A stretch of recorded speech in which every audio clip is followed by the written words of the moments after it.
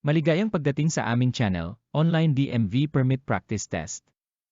Maligayang pagdating sa pinakamadaling gabay sa pagmaster ng parallel parking. Kung ikaw ay bagong driver na gustong matutunan ang mahalagang kasanayang ito, o kailangan mo lang ng kaunting review, nasa tamang lugar ka. Sundin mo lang ang step-by-step na tagubiling ito at matututo kang mag-parallel park na parang isang pro sa lalong madaling panahon. Hakbang 1. Paghahanap ng pwesto. Ang unang hakbang sa parallel parking ay ang paghahanap ng tamang pwesto. Maghanap ng puwang na hindi bababa sa 1.5 beses ang haba ng iyong sasakyan. Tiyaking walang fire hydrants, driveway, o ibang sagabal sa paligid. Hakbang 2. Pagposisyon ng iyong sasakyan. Kapag nakahanap ka na ng pwesto, buksan ang signal upang ipahiwatig ang iyong balak na pumarada. At dahan-dahang itabi ang iyong sasakyan sa gilid ng kotse na nakaparada sa harap ng bakanteng espasyo.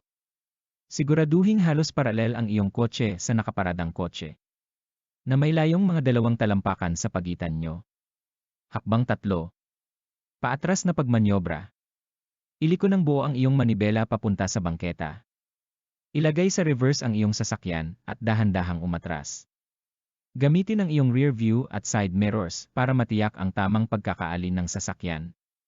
Magpatuloy sa pag-atras ng nakaikot ang gulong hanggang sa makita mo ang plaka ng kotse sa likod sa iyong side mirror. Ibig sabihin nito, nasa 45 degree ka na. Hakbang 4. Pag-aayos ng anggulo. Huminto at ituwid ang iyong mga gulong. Pagkatapos ay magpatuloy sa pag-atras. Hakbang 5. Huling pag-aayos. Huminto sa pag-atras kapag ang bumper sa harap ng iyong sasakyan ay lumagpas na sa likurang bumper ng kotse sa unahan mo. Habang nakahinto, iliko ang iyong gulong palayo sa bangketa.